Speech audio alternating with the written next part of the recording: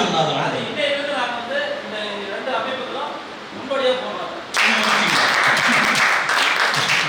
மனசுல வந்து நமக்கு தெய்வம் வேற யாருமே கிடையாது. மகிழ்ச்சிங்க மகிழ்ச்சிங்க. தெரியாது ஒண்ணுமே இல்ல.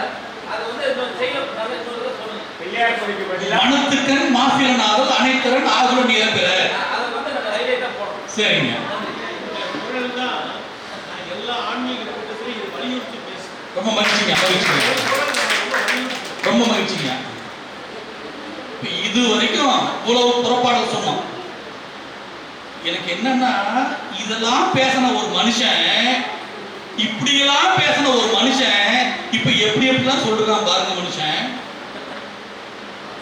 யான் நோக்கும் காலம் இளநோக்கும் நோக்காக்கால் தான் நோக்கி மெல்ல நகுங்கிறான். காதலன் காதலியை பார்க்கிறான். யான் நோக்கும் காலை நான் பார்க்கும் பொழுது அவன் நிழல் நோக்கும், அவ அப்படி குனிஞ்சு மண்ணை பார்க்கிறான். நோக்காக்கால் நான் பார்க்காதப்ப தான் நோக்கி மெல்ல நகும். நான் பார்க்காத போது அவள் என்னை பார்த்து வெட்கப்பட்டு சிரிக்கின்றாள் அப்படின்னு சொல்றாங்க. எங்க மாதிரி யூத்துக்கு தான் தெரியும், வயசானவங்களுக்கு தெரியாது. தலைவன் பார்க்கும் போது தலைவி வெட்கப்பட்டு புரிஞ்சுக்கிறான். தலைவன் பார்க்காதப்ப தலைவி பார்த்து என்ன பண்றா? வெட்கப்பட்டு சிரிக்கிறா. கண்ணதாசன் அருமையா வாழ்க்கை படம் என்ற படத்துல எழுதியிருப்பாங்க. உன்னை நான் பார்க்கும் போது மண்ணை நீ பார்க்கின்றாயே, உன்னை நான் பார்க்கும் போது மண்ணை நீ பார்க்கின்றாயே, விண்ணை நான் பார்க்கும் போது என்னை நீ பார்க்கின்றாயே, நேரிலே பார்த்தால் என்ன நிலவென்ன தேய்ந்தா போகும், புன்னகை புரிந்தால் என்ன பூமுகம் சிவந்தா போகும், நேற்று வரை நீ யாரோ நான் யாரோ, இன்று முதல் நீ வேறோ நான் வேறோ, காணும் வரை நீ எங்கே நான் எங்கே, கண்ட பின்பு நீ எங்கே நான் அங்கே, உன்னை நான் பார்க்கும் போது மண்ணை நீ பார்க்கின்றாயே, விண்ணை நான் பார்க்கும் போது என்னை நீ பார்க்கின்றாயே, நேரிலே பார்த்தால் என்ன நிலவென்ன தேய்ந்தா போகும், புன்னகை புரிந்தால் என்ன பூமுகம் சிவந்தா போகும், நேற்று வரை நீ யாரோ நான் யாரோ, இன்று முதல் நீ வேறோ நான் வேறோ, காணும் வரை நீ எங்கே நான் எங்கே, கண்ட பின்பு நீ எங்கே நான் அங்கே. குறுந்தொகையில் அழகாக பார்த்துக்கோம். யாயும் யாயும் யாராகியரோ எந்தையும் நுந்தையும் எம்முறை கேடு, ஞானியும் நீயும் எவ்வழி எளிதும் செம்புளப்பையில் நீர் போல அன்புடைய நெஞ்சம் தாம் கலந்தனவேன்னு சொல்லுவாங்க குறுந்தொகை பாட்டு. யாயும் யாயும் யாராகியரோ, எங்க அம்மா யாரோ உங்க அம்மா யாரோ, எந்தையும் நுந்தையும் எம்முறை கேடு, எங்க அப்பாவுக்கு உங்க அப்பாவுக்கு எந்த சொந்தமும் கிடையாது, ஞானம் நீயும் எவ்வழி எளிதும் உனக்கு எனக்கு எந்த தொடர்பு இல்லை நம்ம பார்த்துக்காத வரைக்கும். ஆனா பார்த்த பின்னாடி செம்புளப்பையில் நீர் போல் அன்புடைய நெஞ்சம் தான் கலந்தனவே. செம்மண்ணுல மழை பெஞ்சு தண்ணி கலந்துட்டா எப்படி ரெண்டையும் பிரிக்க முடியாதோ அந்த மாதிரி பிரிக்க முடியாதுன்னா நம்ம ரெண்டு பேரும் ஒண்ணுக்கு ஒண்ணா கலந்துட்டோம்னு சொல்றாங்க. அதான் நேற்று வரை நீ யாரோ நான் யாரோ, இன்று முதல் நீ வேறோ நான் வேறோ, காணும் வரை நீ எங்கே நான் எங்கே, கண்ட பின்பு நீ எங்கே நான் அங்கேன்னு சொன்னாங்க.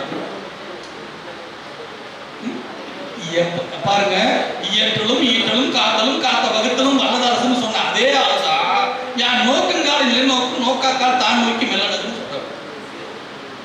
இந்த பார்வையிலே எப்படி விளையாடுறார் சொல்லுவார். கண்ணோடு கண்ணினை நோக்கி வாய் சொற்கள் என்ன பயனும் இல்லை.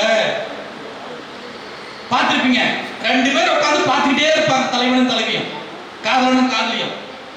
இந்த காதல் பண்ணாதவனுக்கு பைத்தியகாரத்தமா தெரியும்.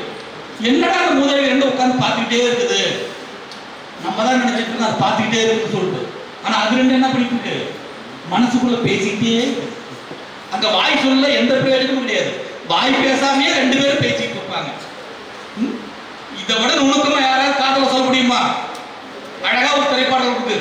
பார்வை ஒன்றே போதுமே பல்லாயிரம் சொல் வேண்டுமா, பார்வை ஒன்றே போதுமே.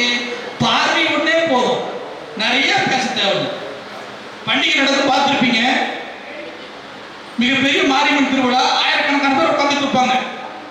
காதலோட காதலியா அங்க இருப்பான் இவன், இங்க இருப்பான் இவன். ரெண்டு பேரும் ஏதோ பார்க்காத எனக்கு தெரியும். அத்த பெரிய யாருக்குமே தெரியாது. யாருக்கு மட்டும் தான் தெரியும்? அவங்க 2 பேருக்கு தான் தெரியும். ஏதிலார் போல பொது நோக்கு நோக்குதல் காதல் கண்ணே உடனே சொல்ல முடியும். ஏதிலார் போல வேற யாரோ மாதிரி 2 பேர் பார்த்துக்குவாங்க. அப்படி பார்க்கறவங்க தான் காதலர்னு சொல்லுவாங்க. ஒரு பார்வைக்கு எவ்வளவு நுணுக்கு வச்சிருக்காரு பாருங்க. அவ்வளவு நுணுக்கமா சொல்ல முடியும்.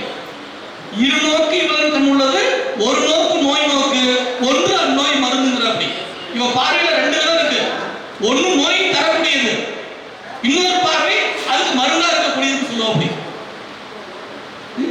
ஒரே பார்வை தான். அந்த பார்வையே நோயை கொடுக்கும், அந்த பார்வையே அதுக்கு மருந்தாக இருக்குன்னு சொல்லி வள்ளுவர் சொல்றாரு. இன்னும் நுணுக்கமா ஒரு ஆழமான செய்தி கல்யாணம் ஆணையங்களுக்கு தெரியும். என்னதான் மனைவி கூட இன்பமா குடும்பம் நடத்தினாலும் ஒரு சண்டை போட்டு 2 நாளைக்கு பேசாம வந்துட்டு 3வது நாள் பேசிக்கும் பொழுது ஒன்னா சேரும் பொழுது ஒரு மகிழ்ச்சி இருக்கு. அது உலகத்துல மிகப்பெரிய மகிழ்ச்சி. சந்தோஷமாக சண்டை போடாம இருந்தா அது எந்த மகிழ்ச்சியும் கிடையாது, சுவையில்லாம போகும். இந்த இத்தனை நோய்க்கு மருந்து சொன்ன எல்லா வள்ளுவனும் எப்படிப்பட்ட ஆளு? அதே ஆள் சொல்றாரு. எப்படி வள்ளுவர் வந்து ஆவல ஆரம்பிச்சு நகரத்தை முடிப்பார். முதல் திருக்குறள் அகர முதல எழுத்தெல்லாம் ஆவல ஆரம்பிக்கும். கடைசி எழுத்து நமக்கு தமிழ்ல நான் சொல்றோம். ஊடுதல் காமத்திற்கின்பம் அதற்கின்பம் கூடி முயங்க பெரியன் அப்படின்னு சொல்றோம். ஊடுதல் காமத்திற்கின்பம் அதற்கின்பம் கூடி முயங்க பெரியன். ரொம்ப நுணுக்கமான செய்தி படிங்க. தயவு செய்து இன்பத்தப்பான படிங்க. வள்ளுவர் உண்மையாகவே சொல்ல போனால் மிக மிக நுணுக்கமாக அருமையாக அற்புதமான காதல் செய்திகளை எல்லாம் குடும்ப செய்திகளை எல்லாம் சொல்லிருக்காரு. எல்லாம் சொன்னாங்க. கொலையிடுது யாழிடுது என்ப தம் மக்கள் மனடி சொல் கேளாதவர்னு சொல்லிட்டு குழந்தையுடைய பொருளை கேட்கிற இன்பம் இருக்க மிகப்பெரிய இன்பம். அழகா சொல்வாரு. இந்த குழந்தை எல்லாம் சாப்பிட்டு கையை உழைப்பு வச்சிருக்கோம். அந்த உழைப்பு வச்ச சோறுக்குது இல்ல, அது அமிழ்ந்தது சமக்கிறாப்பி. நம்ம குழந்தை பழைப்பு வச்ச சோறு தான் அமிழ்தமே. அது அடுத்தவங்களுக்கு சாப்பிட பிடிக்காது. ஆனா நம்ம குழந்தை வச்சது அடுத்த குழந்தை பழைப்பு வச்சிருந்தா நமக்கு எப்படியோ இருக்கும். ஆனா நம்ம குழந்தை பழைப்பு வச்சிருந்தா சந்தோஷமா சாப்பிடுவோம். இப்படி அருமையான செய்திகளை சொல்லிருக்காரு. அகப்பாடம் இன்னும் நுணுக்கமா சொல்லிருக்காரு. அப்ப தீர்ப்பு என்ன சொல்றது? 2 பேரும் தான் சொல்லிடலாமா? பிரச்சனையே இல்லை. இந்த பக்கம் தராசு சரியா இருக்குது அப்படின்னு சொல்லிடலாம். ஆனா என்னை பொறுத்தவரை இந்த தீர்ப்பு வந்து மாறுதலுக்கு உட்பட்டது. புறப்பாடல் யார் வேண்டுமானாலும் எப்படி வேணாலும் சிந்தித்து சொல்ல முடியும், எளிதாக சொல்ல முடியும்.